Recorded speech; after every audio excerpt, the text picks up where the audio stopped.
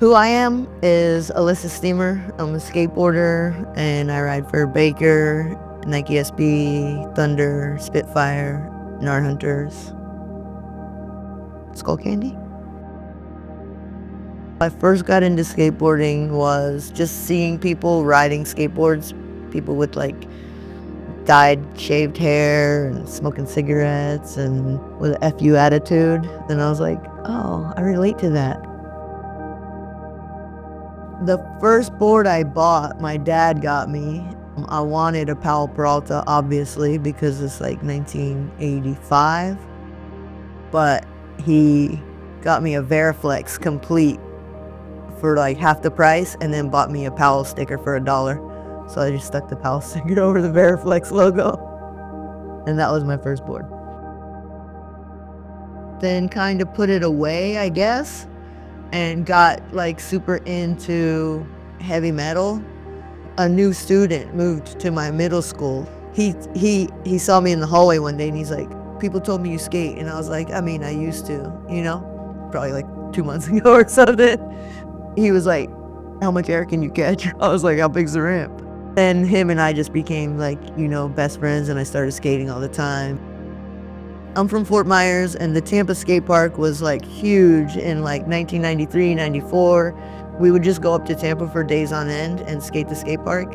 The skate park had all these demos. Like there was like every like team that was traveling was stopping there. I was up there all summer, you know, because I had just graduated high school. At that summer, like every team that came through gave me a board.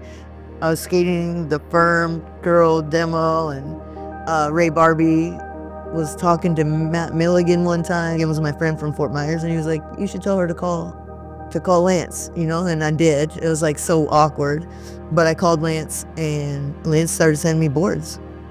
And then the real team gave me boards, and then I was getting boards from Mickey for a second, and then the Toy Machine team came through. Then they were like, you have to ride for Toy Machine, and I was like, okay, cool. And I didn't even know about Toy Machine or anything, you know. I was like, worked at Pizza Hut, and I had a delivery job for like 3 months, saved up enough money to like get a plane ticket and have a little cash, and then I just came out here. I stayed at Jamie Thomas's house for a while, and we were filming for Welcome to Hell. That's where I met Brian and everybody. I mean, when Welcome to Hell came out, my life kind of changed, you know, because it was a huge video, and nobody knew who I was. And then after the video, they knew who I was. Like, even like, I remember at demos, like when we were traveling and premiering the video at like the shop or whatever, I mean, they would give me like suspicious looks, you know what I mean, before the video, and then after the video they want to be friends with me, you know. They're like, why are you here, you know what I mean? And then after the video it was like, oh, can you sign my board or whatever, I don't know. Super fun to just be in a van with everybody. You know, my life revolved around skateboarding. I mean, it still does, but like it revolved around skateboarding, and I was young, my body was young, so I could and would skate all day, and I enjoyed adult activities like drinking and smoking reefer and stuff like that. So to be just on a trip with a bunch of other like-minded individuals was really fun. It was fine to be a girl in that environment because I was used to sort of that environment, you know. My environment had always been a bit controversial, or I don't know. In the van, yeah, there was plenty of inappropriate stuff happening, you know. There was plenty of porn mags and plenty of you know, illicit talk, but I had thick skin, you know. It was drinking encouraged? Yeah, I guess the short answer is yes. It wasn't encouraged, but it was not discouraged. My trips and my home life were the same. Okay. I mean, I was doing the same thing, just skating and drinking and smoking weed all the time. I never had to hide or sort of like manipulate or navigate like the world pertaining to a drink, because the people I surrounded myself with were just like me. 2 decades of just filling my body with, what they say is a depressant, and I ended up depressed,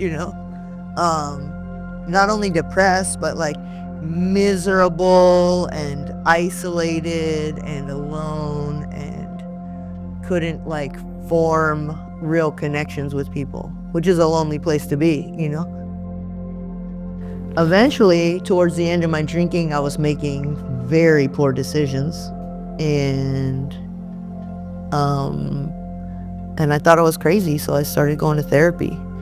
And after a few months, I think I had maybe my 2nd or 3rd black eye from falling down drunk, and the therapist was like, I can't help you anymore, you need to stop drinking. And I was like, oh, finally, somebody's noticed. It took that long.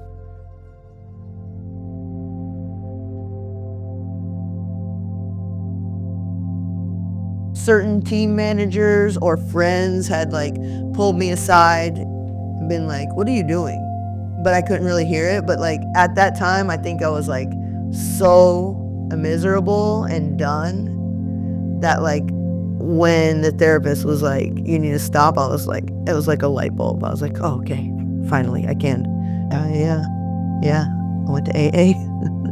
I've been sober for over 17 years now. So, I mean, some things work, Skateboarding and drinking are kind of like a rock and roll sort of lifestyle, It's like live fast, die young sort of thing. Who cares about the future? Rebelliousness and all that. But then I feel like after a while, it becomes not a necessity, but like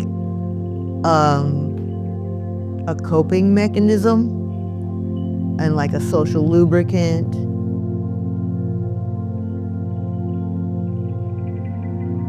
If your drinking is like mine, where you get caught in this cycle of shame and guilt and sort of isolation and pain, then the drinking becomes a way to shut your brain off, like a solution to that thinking.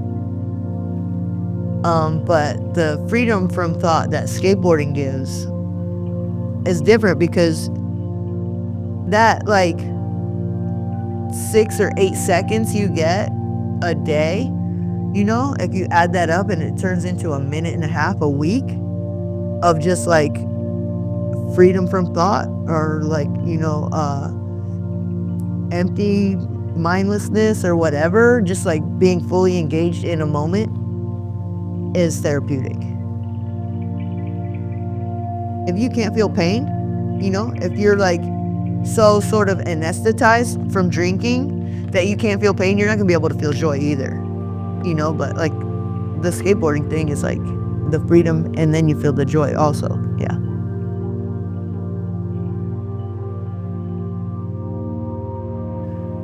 I never really came out. I'm gay.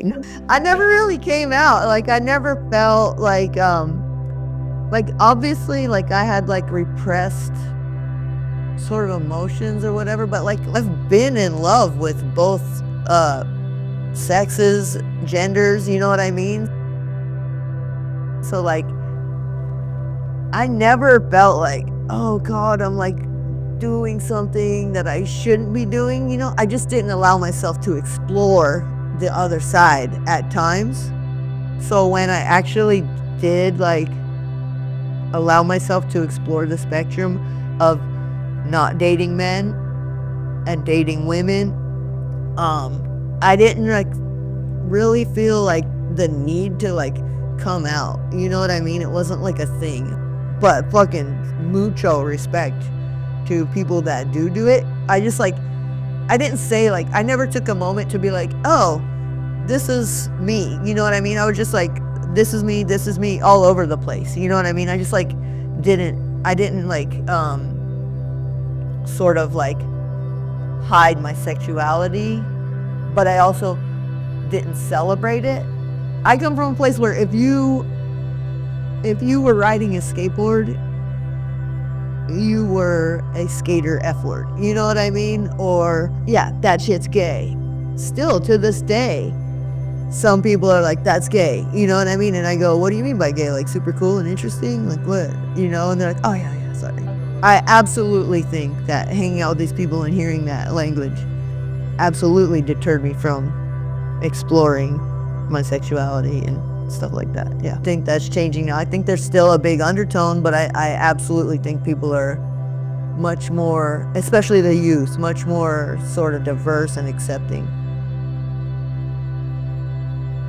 I don't know, I would just say, like, you know, if you're hurting, talk to somebody. Ask for help, go to therapy if you can, you know.